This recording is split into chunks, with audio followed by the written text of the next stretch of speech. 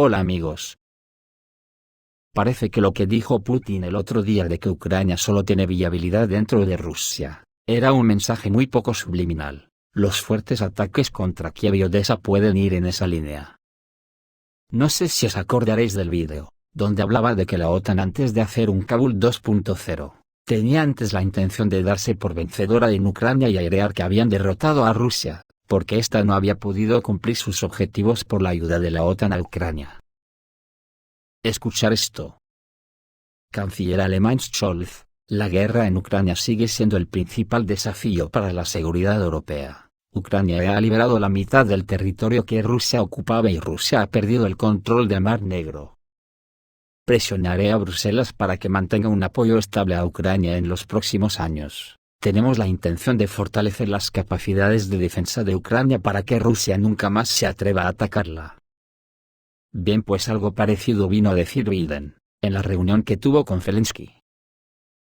Y luego Zelensky en unas declaraciones en Fox News causó confusión en Estados Unidos, especialmente este llamamiento que hizo Zelensky: no construyáis carreteras, gasten todo su dinero en armas, vehículos aéreos no tripulados, sociedad y pensiones.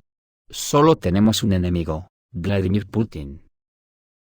En Ucrania se ha filtrado que 3 ciudades serán objetivo de las fuerzas armadas rusas en un futuro próximo. Se trata de Kiev, Odessa y Kharkov.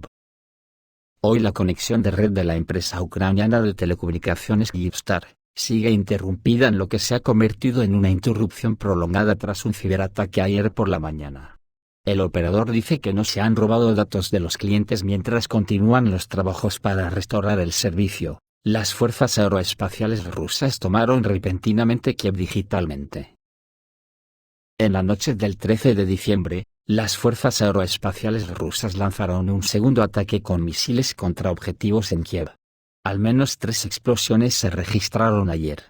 El primer ataque fue el lunes 11 de diciembre, es probable que el éxito se deba al ciberataque, que también afectó a la infraestructura militar. Según fuentes ucranianas, en ambos ataques a Kiev, todos los misiles fueron derribados y sus escombros dañaron objetos civiles.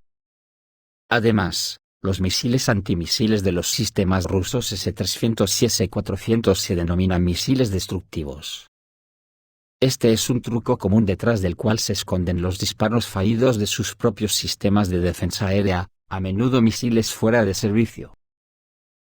Las zonas de Kiev, que están siendo afectadas, son Golosevsky en el suroeste, Desniensky, Darnitsky y Dneprovsky en el este cerca del aeropuerto de Brovary, y Shevchenkovsky en el noroeste de la ciudad.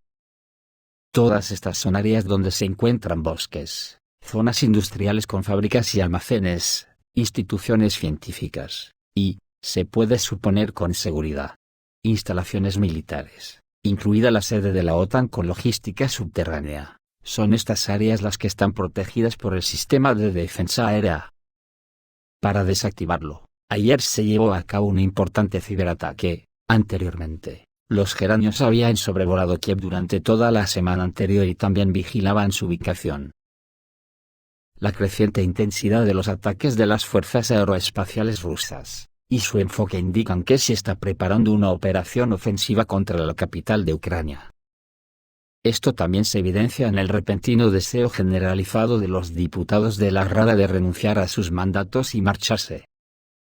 Actualmente, en el Parlamento ucraniano se encuentran 401 diputados de los 450 del Estado, y se están examinando otras 50 candidaturas para la entrega de mandatos, según el líder de la facción Siervos del Pueblo, David Arakamia.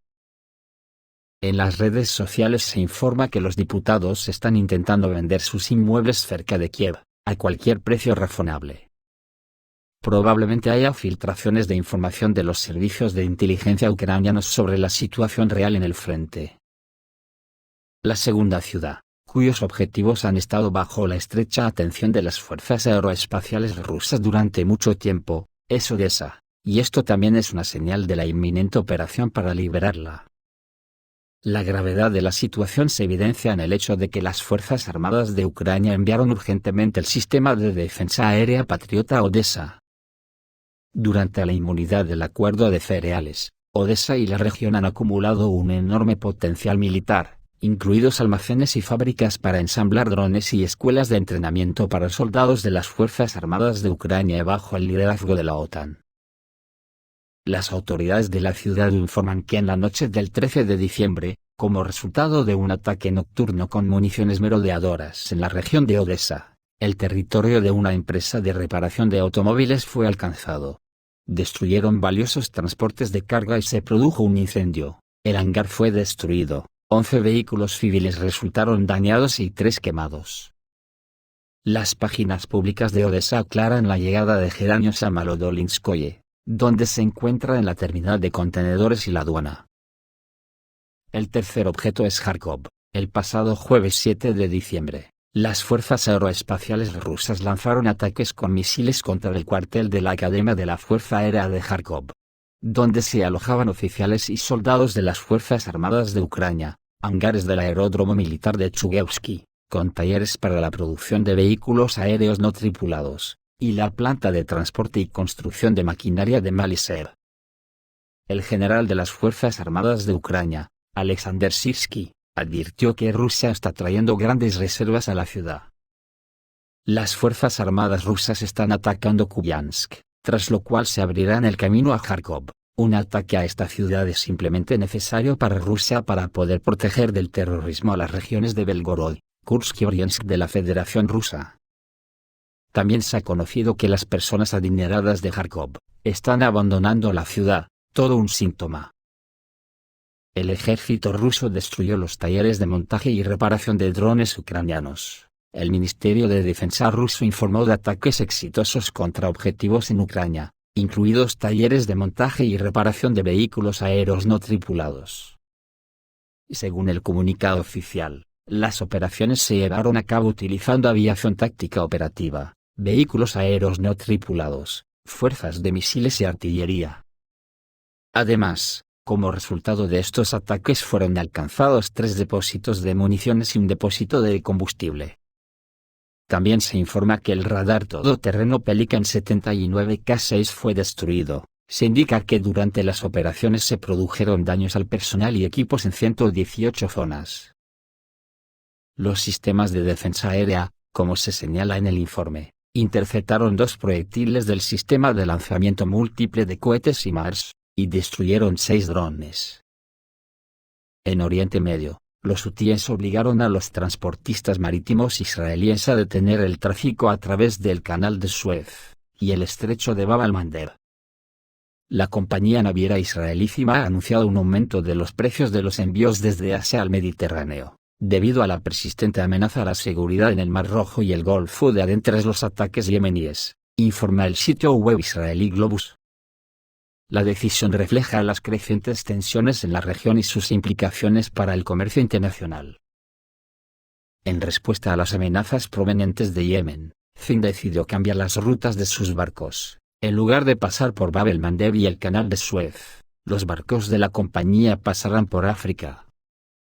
Este cambio en las rutas dará como resultado tiempos de tránsito significativamente más largos, que se espera que agreguen hasta 18 días a los tiempos de entrega normales. El tiempo de viaje adicional inevitablemente aumentará los costos de envío. La compañía estima que este aumento de precio agregará entre $20 y $100 al costo de cada contenedor enviado. CIMA enfatiza que el problema de las amenazas en la región afecta no solo a su empresa, sino también a todo el negocio naviero que opera en la región, y muchas otras empresas han tomado medidas similares.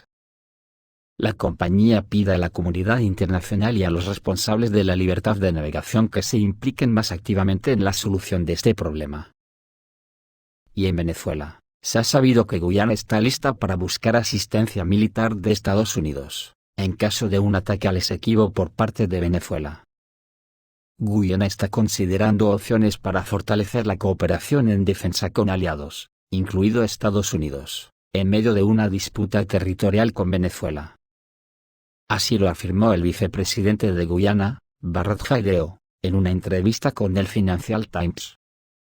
En el contexto de las tensiones actuales entre los dos países, Guyana está buscando formas de fortalecer sus capacidades de defensa. Jaideo no concretó planes específicos ni tipos de cooperación propuesta, pero enfatizó la diferencia en capacidades militares entre Guyana y Venezuela. Señaló que las Fuerzas Armadas de Guyana suman muchas veces menos miembros que el de Venezuela. Al mismo tiempo, Jaldeo expresó confianza en la capacidad de Guyana para contener cualquier intención agresiva de Venezuela.